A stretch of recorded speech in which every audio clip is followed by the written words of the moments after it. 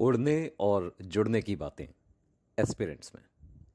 नमस्कार, मैं हूं अतुल सक्सेना और रेडियो प्लेबैक इंडिया के लिए वेब सीरीज एस्पिरेंट्स की प्रतिष्ठित फिल्म समीक्षक दीपक दुआ की लिखी समीक्षा लेकर प्रस्तुत हूं आपके सामने।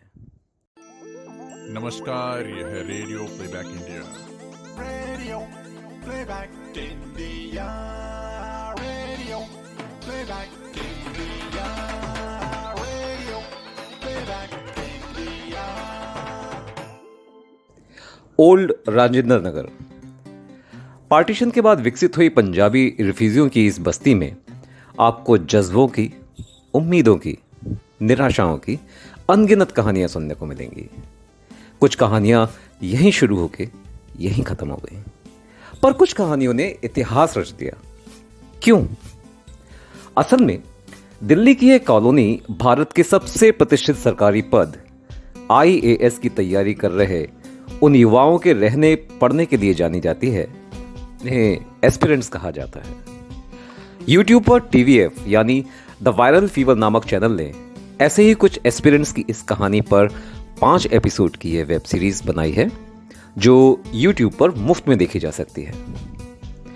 कॉलेज टाइम के 3 गहरे दोस्त अभिलाष, गुरी और एसके कभी राजेंद्र नगर की इन्हीं गलियों में रहते, उठते बैठते और पढ़ते थे। आज अभिलाष आईएएस हैं, गुरी बिजनेसमैन हैं और एसके वहीं एक कोचिंग में एस्पिरेंट्स को पढ़ाता है। कहानी हमें बार बार आज के और बीते वक्त में ले जाती है और इन तीनों के आपसी रिश्तों में आए उतार चढ़ाव से परिचित कराती है कि कैसे कभी एक दूसरे से ट्राइपैड की तरह चिपके रहने वाले ये तीनों आज 6 साल बाद मिले हैं और क्यों इनके आपसी रिश्ते अब ठंडे पड़ चुके हैं। सीरीज शुरू होती है तो लगता है कि नीलोत्पल मृणाल के उपन्यास डार्क हॉर्स की राह पर निकलेगी, लेकिन ये तुरंत ही पटरी बदलती है और कहीं कहीं इस उपन्यास की याद दिलाते हुए अपना एक अलग सफर तय करती है। आईएएस बनने की राह में आने वाली मुश्किलों, युवा मन की उड़ानों, उनके टूटते सपनों की किरचों के साथ साथ यह उनकी उम्र में बनने वाले रिश्तों और उन रिश्तों के दरारों में भी झांकती है। इस सीरीज की पहली खासियत इसकी यही कहानी है, जो कहीं से भी हमें पराई नहीं लगती। लगता है कि हम यहीं किसी मकान की खिड़की में बैठे अपने सामने इन घटनाओं को रूबरू देख रहे हैं। अरुणाभ कुमार और श्रेयास पांडे के रचे को दीपेश सुमित्रा जगदीश अपनी सधी हुई कलम से लिखते हैं, तो वहीं अपूर्व सिंह उनके लिखे को कायदे से फिल्माने का काम भी करते हैं। कहानी को बार बार आज और 6 साल पहले के समय में लाते ले जाते हुए वह हमें असहज नहीं होने देते। युवा उम्र की रंगीनियों को दिखाते हुए वह इसे कहीं अश्लील नहीं होने देते। यह भी उनकी एक सफलता है। हालांकि कहानी कहीं कहीं तर्क छोड़ती है। कहानी में आज और 6 साल पहले का वक्त दोनों ही सर्दियों के दिखाए गए हैं, क्योंकि इसकी शूटिंग दिल्ली की सर्दियों में हुई है।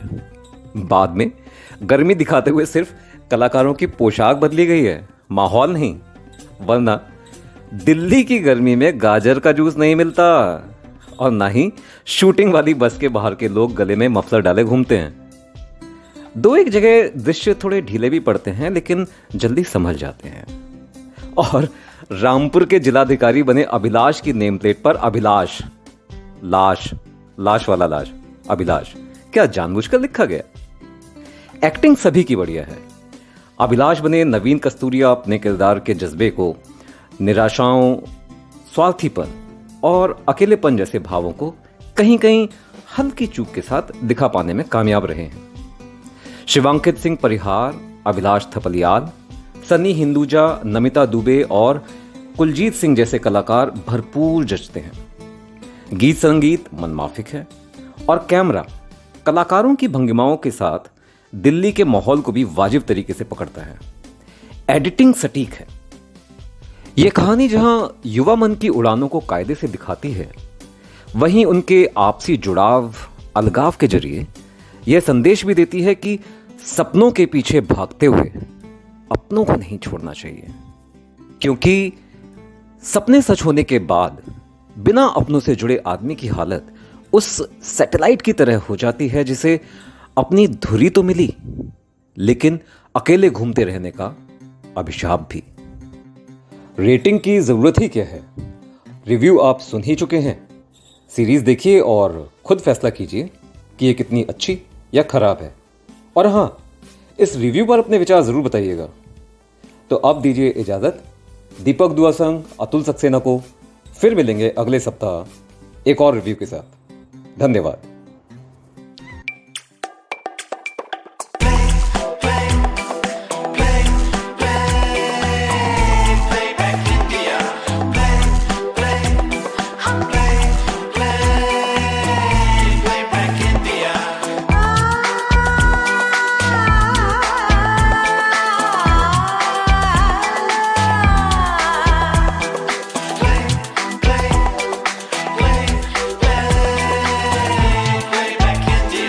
Radio Playback India.